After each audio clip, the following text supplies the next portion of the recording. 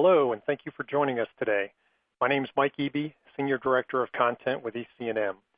I'll be your moderator for today's webcast titled Electrical System Grounding is Key to Effective Electrical Safety, sponsored by I-Gard.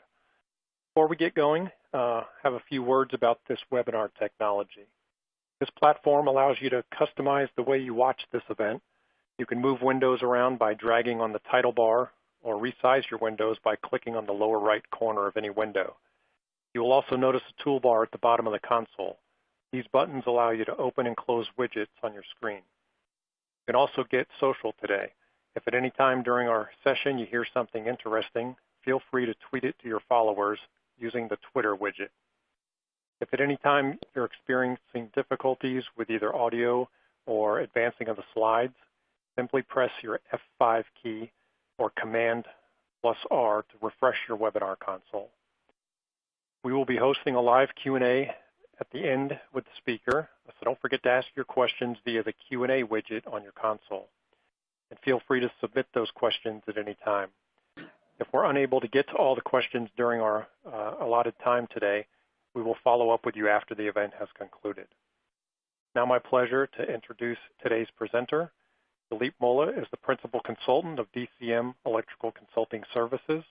He received the BSEE degree from West Virginia Institute of Technology and has worked for industry giants such as Union Carbide and Dow Chemical.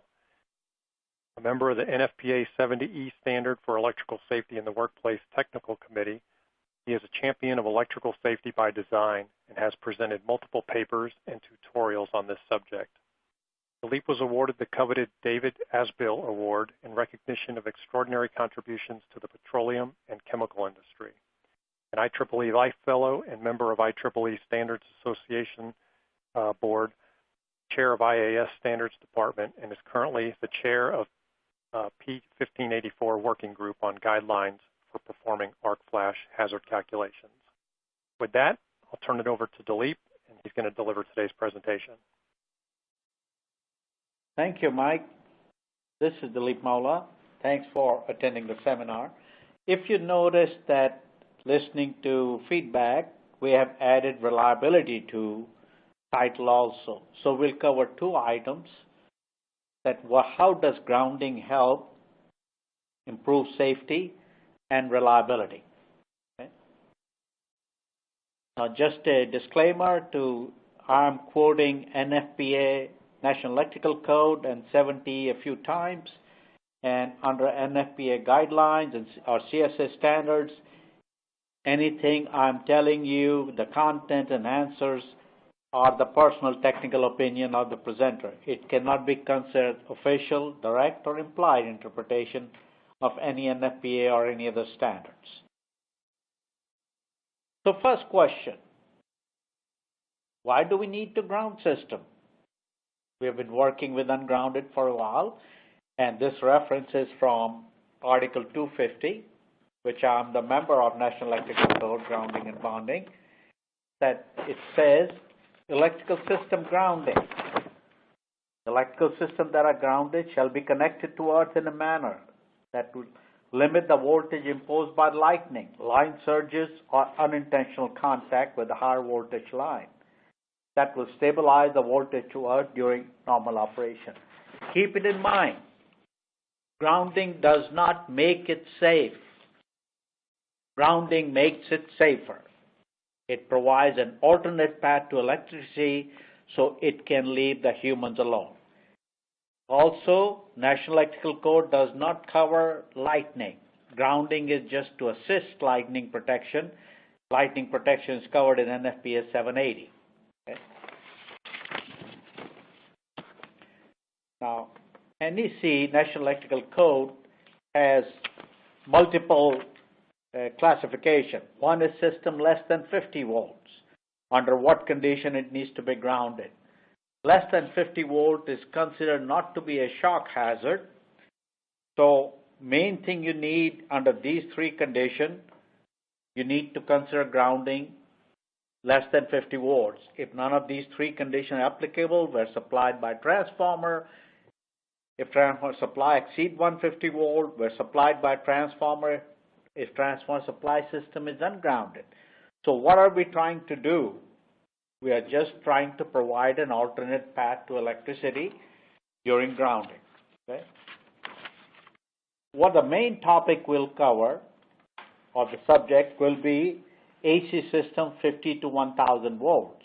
They are DC grounding also, but that is not part of this webinar. National Electrical Code very specifically says, if you notice that alternate current of 50 to 1000 volts shall be grounded under any of the conditions. There's not an option where the system can be grounded, so maximum voltage to ground does not exceed 150 volts. Where system is three-phase, four-wire, in which the neutral conductor uses circuit conductor, normally solid grounding, whereas three-phase, four-wire delta. Reason for grounding, providing, is that to provide a path to the source. That's what we'll try to cover. Now, just to tell, basically, when you do design, whether it's grounding, power system, electronics, or anything, the four factors you consider: safety, which is the first item. System should be safe for operation. Reliability. Reliability, I think you need power. Somewhere where you don't have power, system is electrically safe. But that's not what you want. So you have to make sure the power is available to maximize, except when safety is concerned. That's when we interrupt. Your typical household wiring, you have a breaker that should not interrupt unless you have a fault. Security of the system. You should be able to test and maintain system so you know the integrity is maintained. And one item, the last item, which is equally important, life cycle cost, as opposed to purely initial cost. So coming to now the main topic, we have two kinds of grounding. Solid grounded, where we connect directly to earth with no additional intentional impedance. Some impedance will always be there. High resistance grounding, where intentional impedance is inserted. Why do we do that? If you're electrical background, you must have heard of our famous law, Ohm's law. Current is equal to voltage divided by impedance. So only way to cut down the current is either lower the voltage or increase the impedance. So why we are so concerned about current? Everybody's afraid of voltage. Nobody has died of voltage yet. You only get affected and get hurt when a current goes through your body. When you say person got shocked, what do you mean by it? You mean the person became the path of electricity. So that's the reason we are trying to cut the current through that ground. Other benefit you'll see, for reliability it'll come. Okay. Now, industry statistics indicates that 95 to 98% of electrical faults, because you cannot have a round one fixed number, always start at phase to ground fault, because a single insulation failure will create a phase to ground fault. Normally, insulation in the 480 volt to 1000 volt system is air. Air is an insulator. But when the phase to ground fault happens, arcing starts and the plasma is conductor. That bridges the gap between the phases, and phase to ground fault will escalate to phase or three-phase bolted fault. Normally, you should not see a three-phase bolted fault unless it's a human action. Most of the time, it's a human action three-phase bolted fault when you forgot to remove the grounds and everything. So what does high impedance grounding do? It inserts an impedance to reduce the current, so phase to ground fault cannot escalate to phase fault. That is the first question of reliability and safety. Keep that in mind, and we'll see the benefit of it as we go into safety and reliability. So high impedance grounded will limit the fault to a certain value. Okay? How does high impedance grounded work? This is again an extract from National Electrical Code 250.36. What does high impedance grounded do? Now notice we are using the two words interchangeably, high impedance grounded and high resistance grounded. Reason for that is National Electrical Code does not limit totally to resistance grounding. There are other methods that can limit the current. But in real life, in the real industry, we use resistance. So common name is high resistance grounding. So they are both interchangeable in this sense. When we are saying high impedance, actually I mean high resistance grounding. So there are three condition code has put in there. First is it can be used 480 volt to 1000 volts. Certain cases we have used in the lower voltage with special permission of authority having jurisdiction.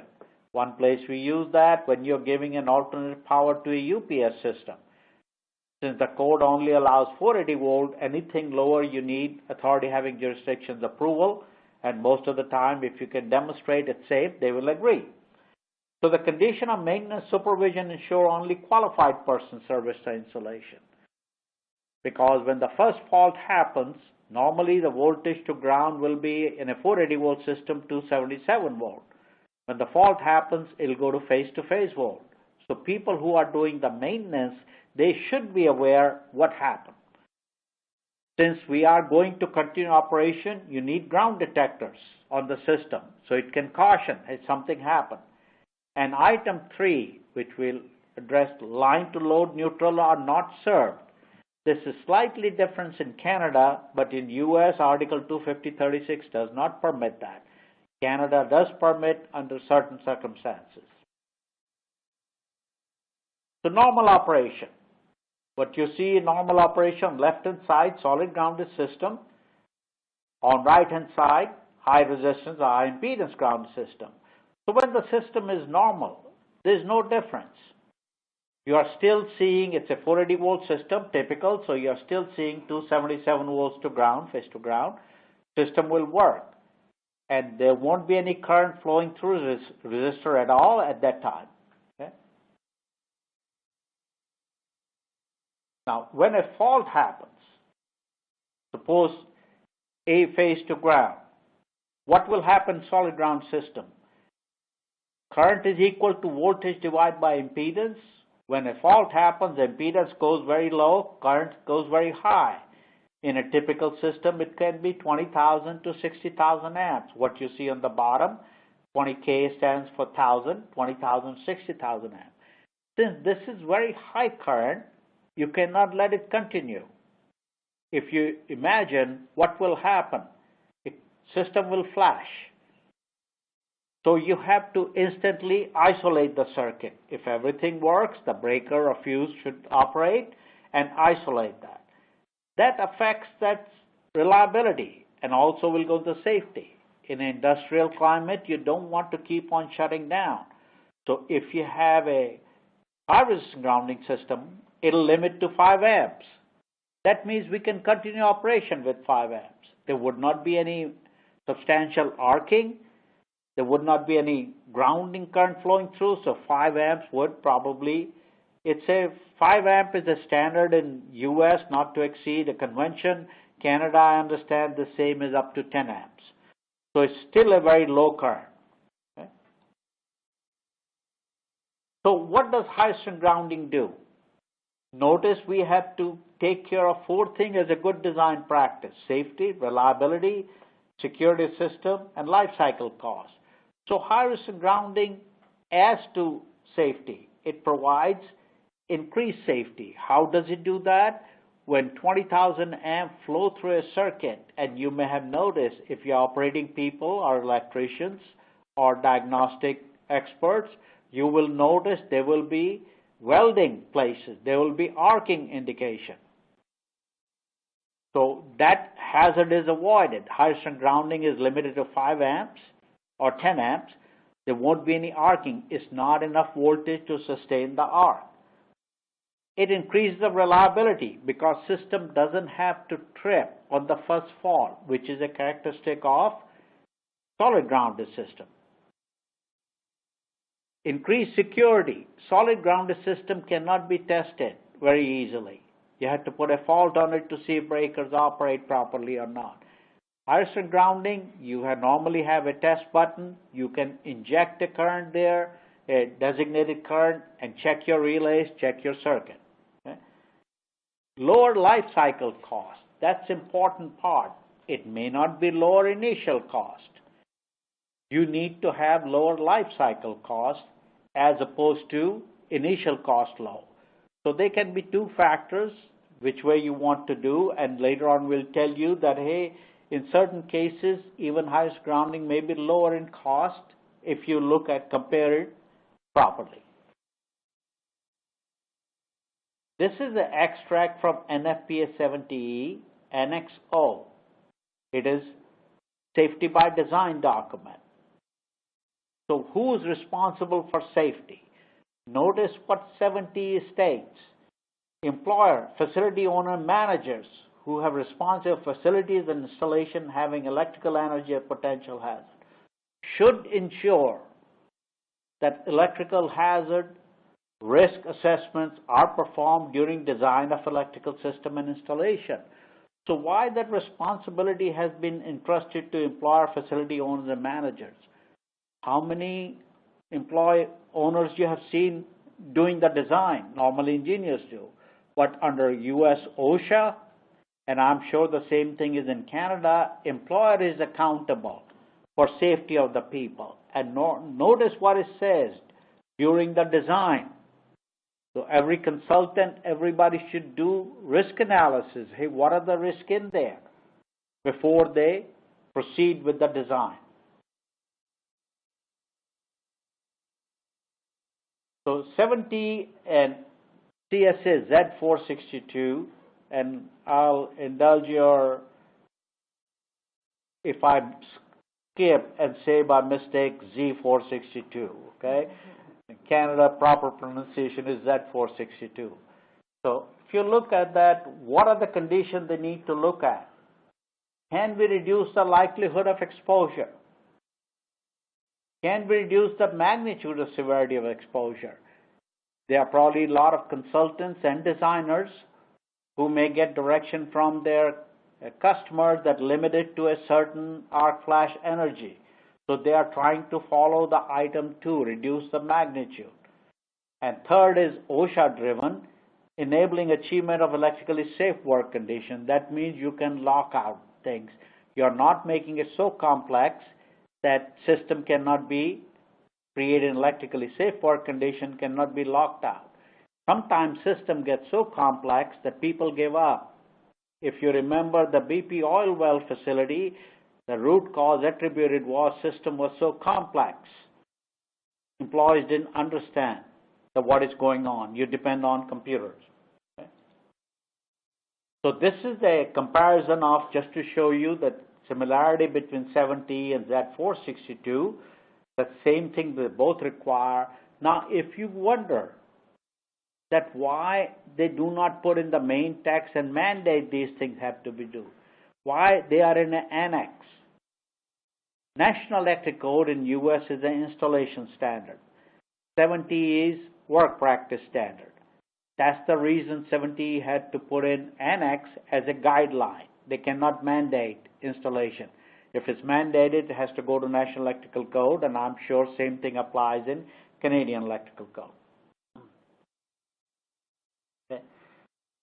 To be fair, there are multiple methods in 70E as well as Z462. If you are from US, the similar requirement you'll see, they look familiar. NEC 240.87 that require this. So one of these things have to be employed if a circuit breaker is more than 1200 amp. 70 says one of these should be applied in all cases. Zone selective interlocking, differential relaying, maintenance switch. All maintenance switch does, before you're ready to do work, you put in the maintenance mode. That will go in that instantaneous operation, the least instantaneous, so it'll cut down the incident energy. Now 240.87 is exclusively for arc flash reduction. Active arc flash mitigation system. You may have optical detectors or crowbars. arc flash detection relays, high resistance grounding, current limiting devices, and shunt trip. Notice high resistance grounding is in different color. I elected to do that. It's not in that standard. What I'm trying to explain here that there are 8 methods listed. Other than high resistance grounding, they only will be affected when the fault happens. High resistance grounding is the only one that will minimize 95% time fault from happening. Face to ground fault, it will retain there. One way to look at it, analogy is that you have very sophisticated seat belts and airbag system in the car. They will only operate after you hit something. As opposed to latest technologies, what? Collision avoidance damage. High resistance grounding is similar to collision avoidance damage system. That means you won't have an accident if you can 95, 98% of cases. So this is one way to look at it. Okay. So some questions you wonder. What is the electrical risk associated with 3-phase 4-wire system? Is any different from a high resistance grounded system? We'll try to answer that. In what way would changing to HRG system, high resistance grounding, reduce the likelihood of exposure? So what are the benefits? As electrical we know, more equipment we have, more problem we will have. That is true. But sometimes more equipment increases the safety. So how would we answer that? Let's go through solid grounded system. How does it operate and how does HRG operate? And you will yourself understand what I'm trying to explain here. Okay. First, safety. High resistance grounding is an arc flash mitigation technique. 70E accepts that in US. Canada Z462 accept that. Okay. Why do I say that? Look at the Annex O. On the top is 70E, on the bottom is CSA Z462. A great majority of electrical faults, since I mentioned they can vary from 95 to 98%, 70 could not give a definite number, but they recognize the majority of faults are face to ground. High resistance grounding will insert an impedance in the ground return path, which will typically limit the fault current to 10 amperes and below, up to 5 kV nominal. Some of high resistance grounding people may be surprised to see that they are used to 480 volt high resistance grounding, but industry has done for a long time up to 5 kV. I work for an industrial company. We have done that up to 6900 volts. Basically, we use a 2-part approach. We'll retain the feeder, drop the motors on ground fault. But this is 70 is telling you, introducing. So basically, it has not enough energy to go to face fault. That way it limits it. Now keep that in mind, the last line. High resistance grounding will not affect arc flash energy for line to line or line to bus arcs.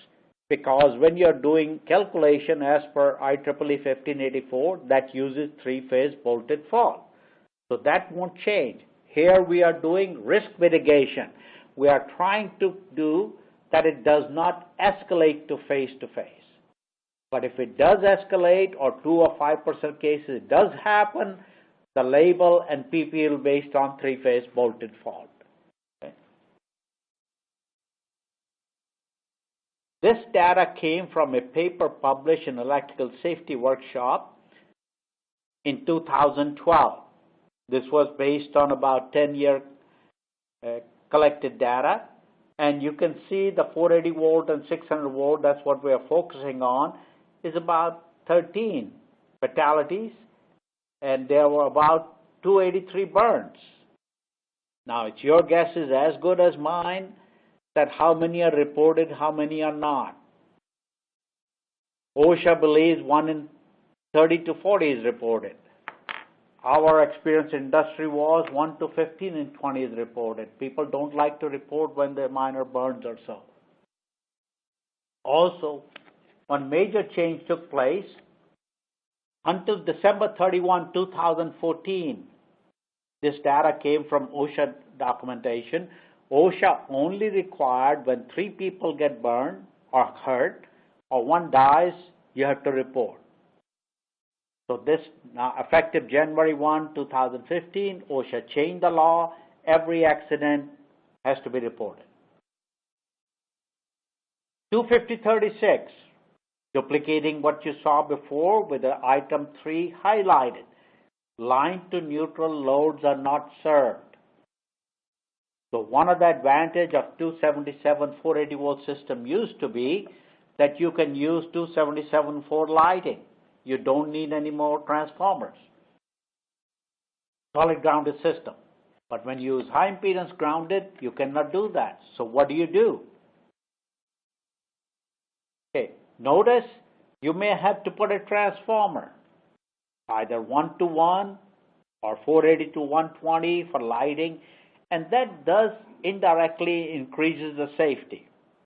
If your main transformer is 2000 kVA at 480 volt, you're looking at, depending on the primary available, about 35 to 40,000 amp fault available. That means all your lighting breakers and everything will be 40 kVA rated.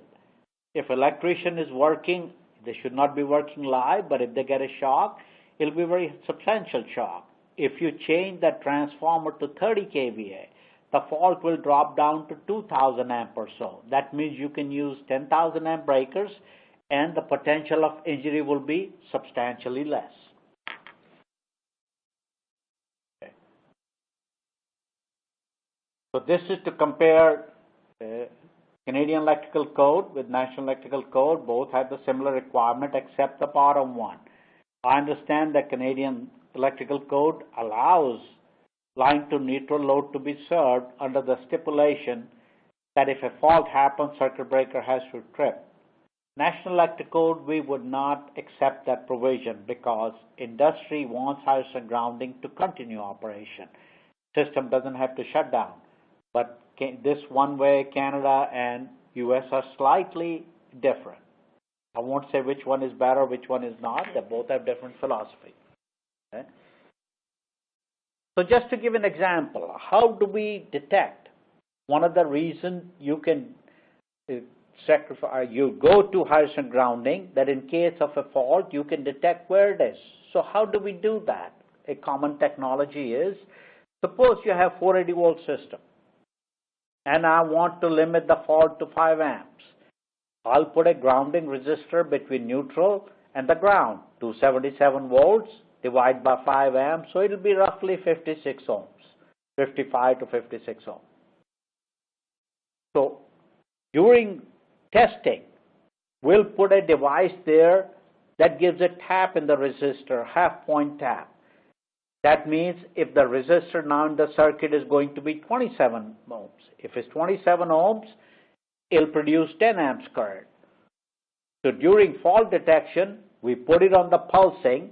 It does 40 times a minute, and you take a clamp on ammeter, put around the cable, it'll flicker from 5 amps to 10 amps. Absolute value is not important.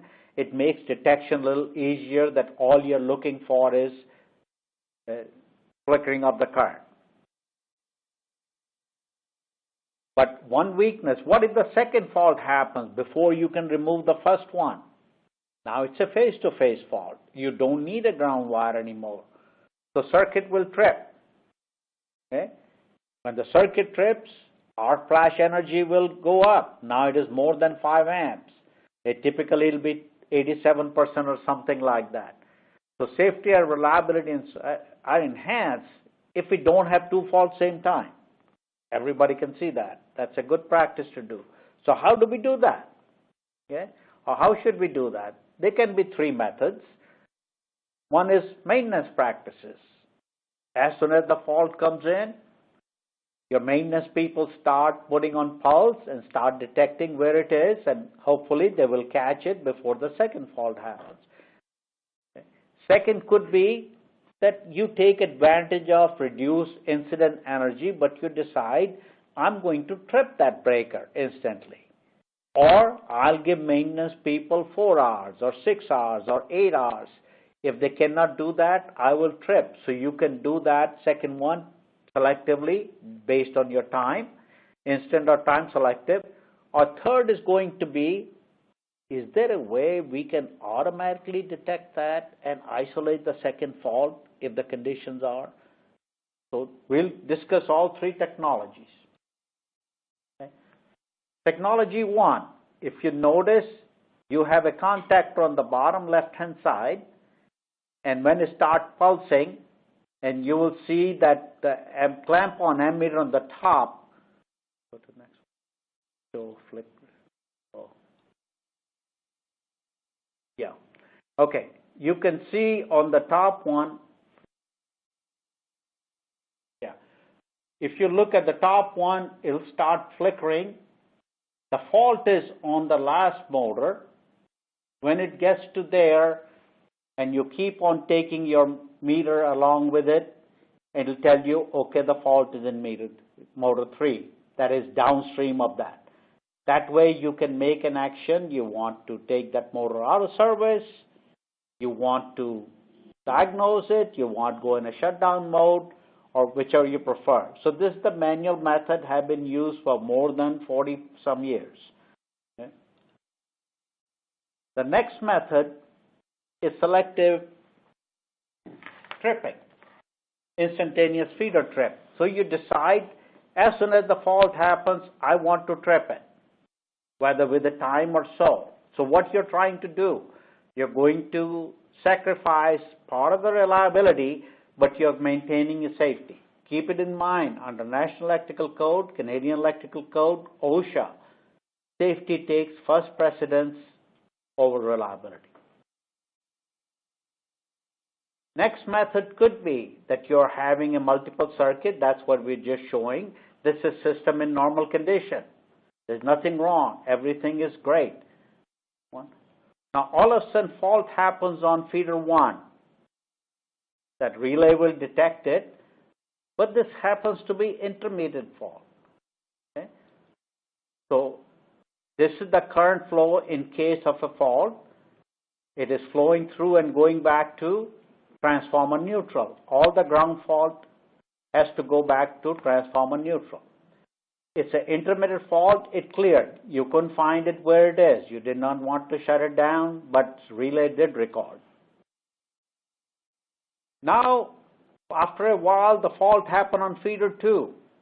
Alarms came on again. You did the diagnostic. You're trying to find out where the fault is. All it says the fault is there. Okay? Now, system went back to normal. Then, unfortunately, bad luck, both faults came at the same time. Now, if you do not decide, have some selection method, we don't know which breaker will trip. Actually, the breaker with the less setting will trip. So now, your reliability is compromised. So you need automatic system that which breaker should trip first. Okay? We selected, based on our priority, that we are prepared to sacrifice breaker 1, trip circuit 1. So we'll trip the feeder 1 and we'll keep the feeder 2.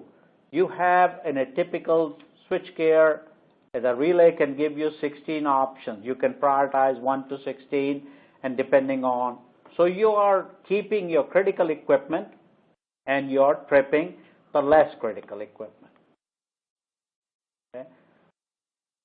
Arc flash, you notice that your resistor you have, it mitigates 95 to 98% of arc flash incident phase to ground.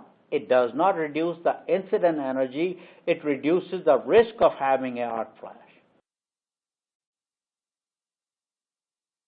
So what you can have a relay, it'll tell you which feeder it is.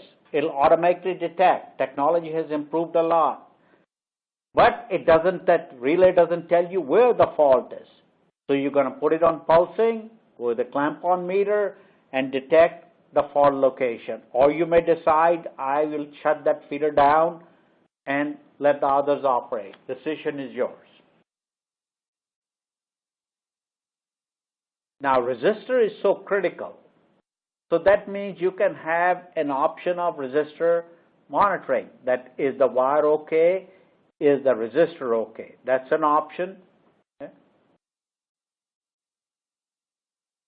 So time-selective feeder isolation, we talked about that you can pick up either the feeder at time-based. Normally when we have a remote location, we give them 8 hours. If they cannot, we'll trip the breaker, or if they can do that, that's up to you to decide what time period you want to select. Some other Sentinel system that they have gives you all these options. Only difference is you look at resistor integrity monitoring. That is a requirement in Canada. That is not a requirement in US. That's an option. If you like to have that, it's up to you to select it. Okay. Now, what if you have main time main? You can have multiple system operation. You could be working with a tie open, or you could be working under certain tie close. So you can coordinate the system with the priorities. That doesn't matter, system is ties open or closed. You can retain your priority that if ties open, I want this priority on circuit 1, bus 1. If it's on this one on bus 2, when it closes, what I want, consolidated priority system. So you have a lot of options there. Okay? Now this is for data centers. Data center have multiple sources supplying the same bus. Either both are energized or one is backed up. On left hand side your generator. So you can decide on your priority which one is more critical to do. Okay? I-Gard has also come out with the optional arc flash module.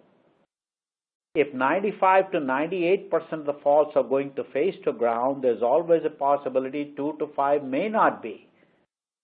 So what it gives you protection against these two, it is a light sensitive. As soon as arcing happens, it'll operate in 1 millisecond. But for calculation of incident energy, you have to add breaker operating time. So what you're saying is, I want to prioritize safety. I'll trip the whole lineup, the main breaker or something, because safety is more important to me than reliability. Some of this economics were calculated that if you have 500 kc mil cable, when you have solid grounded, you need to bring a grounded circuit all the way to that main bus bar. Then you have to route the neutral conductor to different location on the panels, and you may have to pay extra for that ground function of circuit breakers. So this is, you can do calculation. This may be for one case, your case it may be different. And you look at the HRG, that is when you're retrofitting and you're adding a transformer specially, you can add the cost of it and compare the cost. Initial cost may be less. Okay. Outage cost, that depends on industry to industry. This is a common numbers picked up industry-wise, that what the cost, if one outage can be avoided, that means face to ground fault, if you can avoid one outage, how much money it costs you. It depends on your process. If it's a batch process, it might be less. If it's a continuous process, it may be very high. Okay? This data came from actual installation from a paper mill. In 2012, they initiated a project. They were having faults to, notice 2012, there's such high faults. You see the blue one is the new equipment cost and the fault cost. So they initiated a project. They had to convert 100-some transformers to high-pressure grounding. The project was completed in 2015. 2014, luckily or unluckily, most of the faults that happened where high-pressure grounding was not applicable. And you can see why the damage is less, why the repair cost is lower. This is the actual test value. Okay. So just what are the 3 reasons you should consider? Risk management and mitigation. You want to make systems safer. So high-pressure grounding will make the system safer, reducing the arc flash. Increase reliability. You do not have to shut down the process on first phase to ground fault. It gives you time to detect where the fault may be and decision to make. Normally, a scheduled outage is a lot less expensive and disruptive than unscheduled outage. Lower operation cost. Equipment repair costs are less. If it is a motor, there will be less damage to the motor. and more effective utilizer of maintenance and resources. One way to look at the lower operation costs is the analogy I use in sometime when I teach, that solid grounding and hydrogen grounding difference is if your tire has a leak, you get an alarm. You can stop somewhere and get it filled up. If it has a nail, it can be repaired. So that's hydrogen grounding. Solid grounding in which tire has a blowout. System is going to stop. You may be safe, but now you have to go get the new tire. So that's the difference in cost.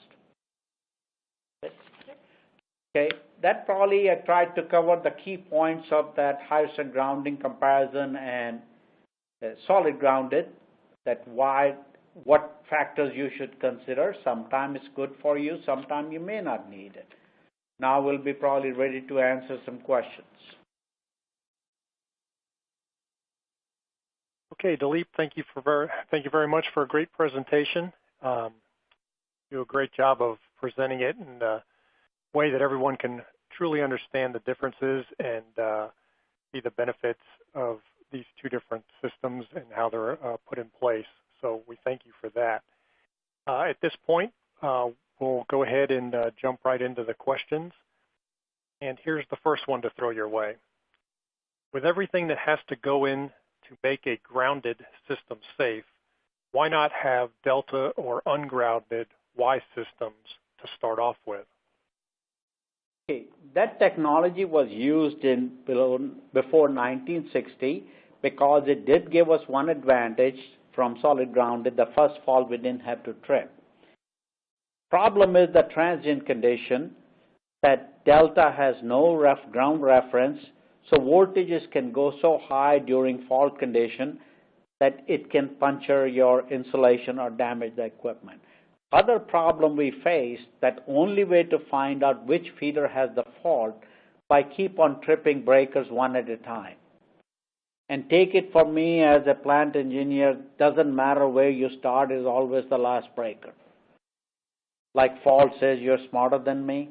So then came the hydrogen grounding. It gave us all the advantages of delta system. The first fault we didn't have to trip, but now gave us additional advantage, two advantages. One is clamp the voltage, so we didn't have transient problem.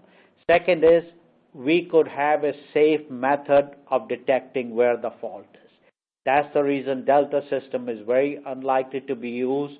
Only place you still see delta system on the primary or variable frequency drives because they have common mode noise problem and they're trying to protect utility from noise problem. Other than that, you won't see too many ungrounded system. And code requires it has to be grounded 480 volt to 1000.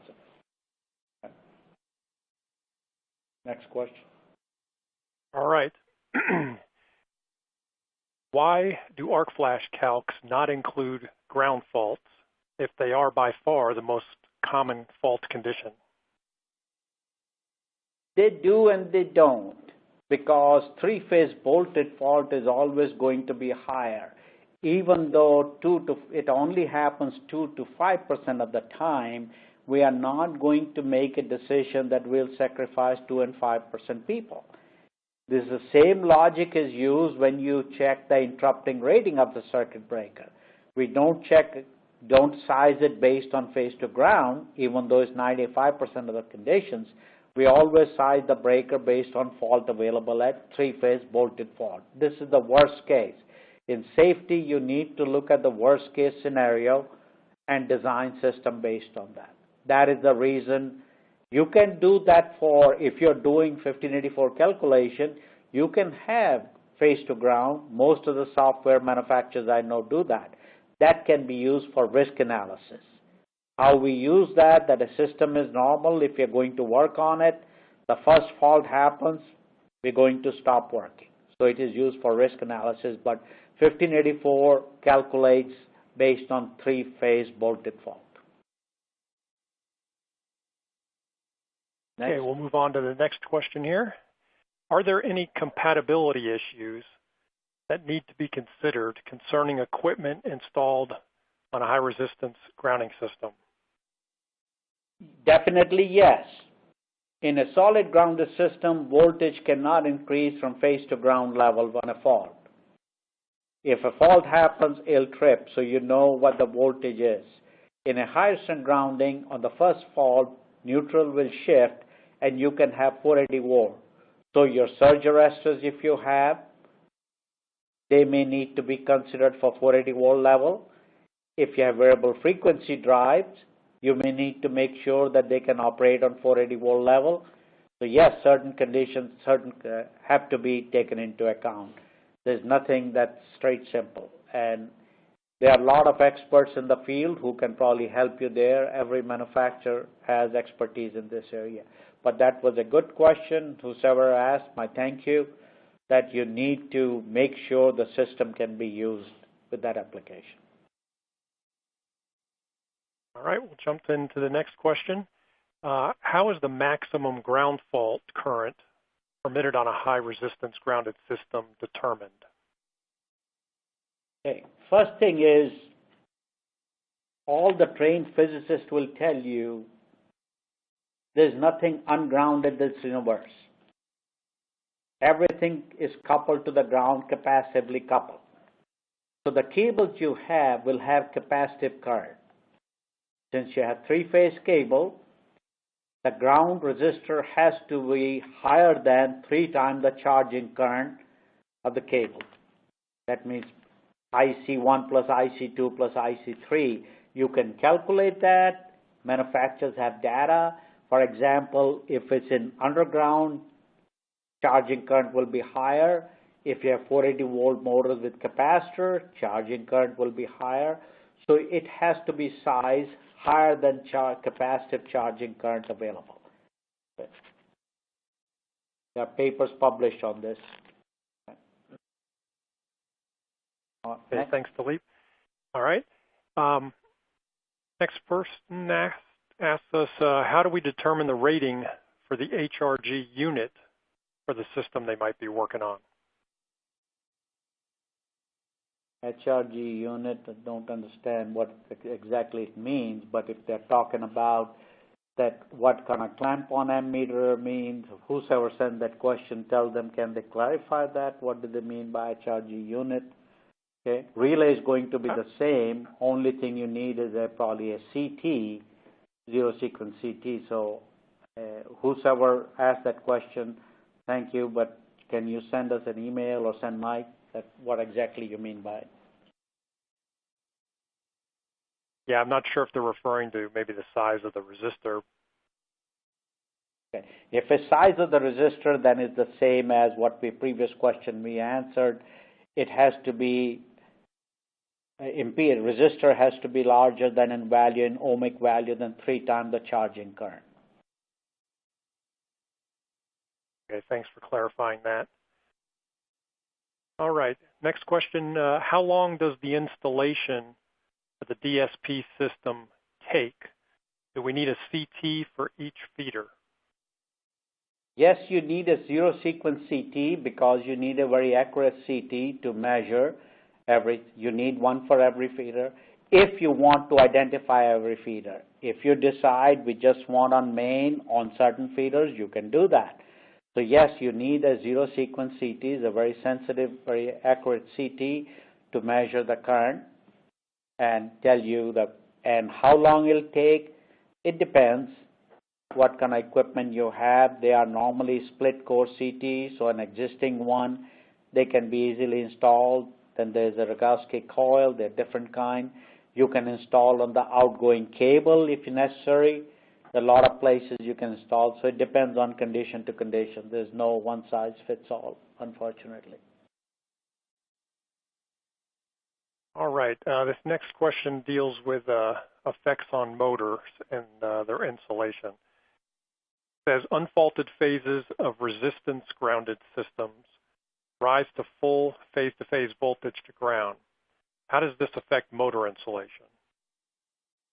It should not affect at all. Motor insulation is rated for the phase-to-phase rating. Okay? And newer motors are very robust, so it should not affect. It will do less damage to the motor when you're higher strength grounding because faulted phase is only taking just 5 amps. So it is, depending on where the fault is, it can be repairable if it can be easily reached. but no, it should not have any effect.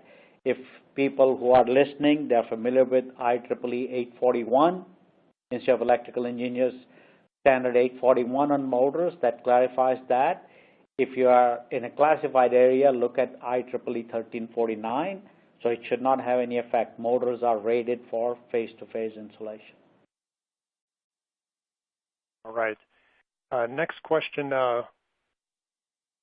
brings us back into NFPA 70E and Annex O. The individual asked, I understand the role of an operator, but 70E does not specify the role of a consultant. What is the main role for a consultant? Okay, that's a kind of iffy question. Now, consultants are not responsible for decision making if that customer is giving them scope and process. But all engineers, all consultants, we do have some ethics. We do have some technical expertise. So we have an obligation, in my opinion, to inform that customer what are the safety features available. If customer opts not to do that, that is their decision as long as you keep on in documentation. I personally know where a couple of cases were filed because they challenged the consultant why they did not offer. Like I used to tell my contractors, my main job is running the plant. I only do design once a month or once a year. You do design 5 days a week, 12 months a year. Obviously, you know more about later technology. It's your obligation to inform me what are the safety precautions available. They have the same responsibility to inform the customer, hey, high-strength grounding is available, that will do that. Second fault isolation is available. Customer has equal right not to accept that.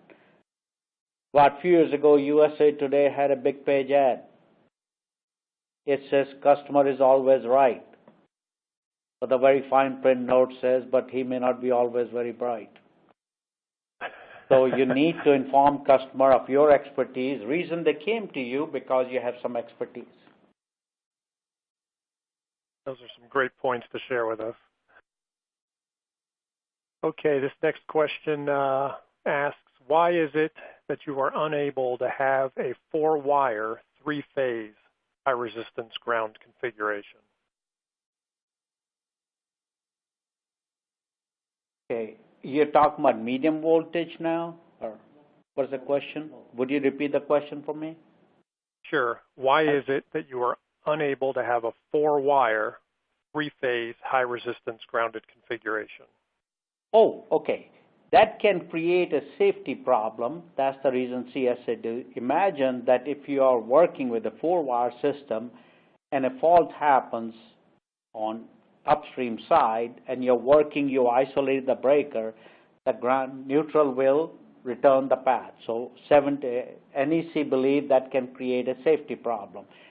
The Canadian Electrical Code agreed with that, and that's the reason they want that any time a fault happens where the neutral wires use a high-strength grounding, it should be instantly shut down. That's purely due to safety considerations. Okay. All right. Next question is, what are the special specifications when looking at the resistor used in the high-resistance grounded system? What are the special specifications? Yes. Okay. I think I'm trying to understand the question. What are the special specifications? That means first decision they have to make that what size resistor they need or take a manufacturer's help. Then do they want to go to manual system, which is pulsing, or they want to have automated system, or they want a combination of that system. So it'll depend on their process and their requirement. That's the reason I was showing all the options available. They have to decide which option is best for them. It's not going to be one size, but yes, they have to comply with 25036 and on NEC. Other than that, they can work with the supplier and define their requirements. They want a basic vanilla or they want something better quality than that. They have to compare what is the effect of loss of production, what is their maintenance requirements. So that'll be a combination of all that. But there are a lot of industry specs available to specify high-resistance grounding. Okay. This one involves a utility question. Would you recommend an HRG setup for an ungrounded utility bed site? Okay. Ungrounded, yes, I think you should avoid ungrounded systems because they create transient currents, but utility historically do not want that because they are less concerned about customer reliability than they are concerned about their system reliability. They like to isolate the system in case of fault. Of course, when we buy 200 megawatt or 500 megawatt, they will bend over backwards to accommodate us. All our utility transformers were equipped with low resistance grounding or high resistance grounding. So you have to work with your utility. But yes, I would recommend very strongly to avoid delta-delta system, ungrounded system. They have known to cause too many troubles. Okay, great. We'll probably jump into the last question here and then wrap things up. All right. This one I think is a good one to finish up with because there's a lot of systems obviously that are out there today. And the individual asks, what should be the approach when analyzing old ungrounded electrical systems in industrial facilities? Should we try to convert them to solidly grounded? Yes, you should not convert to solid grounded because you'll end up with a corner grounded. You should consider converting to high resistance grounding because you can use either zigzag transformer or a two-winding transformer to convert to high resistance grounding. Do not do corner grounded system.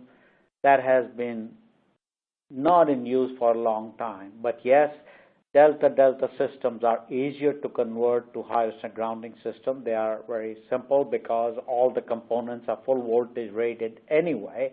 They should be easy to convince. And that will give a tremendous advantage. You can detect the fault. Delta-delta system are known to cause unknown feeder trips. They could be on different transformer, they can still trip. So yes, consider high resistance grounding. Do not solidly ground them. That's personal, my opinion. Yeah, no, that's very good to point out. Okay, so with that, we've had a very, very large turnout for this event. There's a lot of people attending and listening, and we have a lot more questions that are in the queue. Unfortunately, we've kind of run out of time and we can't get to them, but our gracious host and sponsor of the event, I-Gard, has assured us that they would go through and answer all the questions offline and make sure that those are addressed. So don't think that we're ignoring you. We just had a ton of questions come in. And before we'd sign off here, I'd like to remind everyone the on-demand version of this event will be made available on the EC&M website. It'll be active for a year. You'll receive an email in 24 hours with a link to access the event. Please feel free to share that with others and have them sign up to listen in as well. I'd also like to thank our presenter today, Dilip Molla, did a wonderful job providing the benefits of the high resistance grounded system and how it differs from the solidly grounded system. And I'd like to thank I-Gard for making this event possible today. So on behalf of EC&M and the I-Gard team, I'd like to thank everybody for attending and have a wonderful and safe remainder of the day. Thank you, Mike.